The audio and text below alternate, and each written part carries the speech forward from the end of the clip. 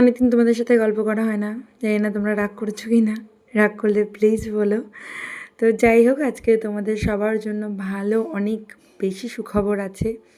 অনেকে আমাকে কমেন্ট করছো বা মেসেজ করছো, অনেকেই মেসেজ করে দিদি তুমি কিছু অফার দেবে না, অফার দেবে না।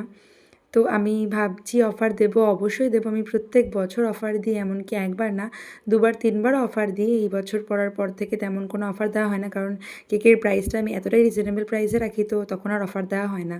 তাই ভাবলাম খুব শিগগিরই তোমাদের জন্য অফার নিয়ে আসবো, আর অফারটা চলবে টানা 1 মাস।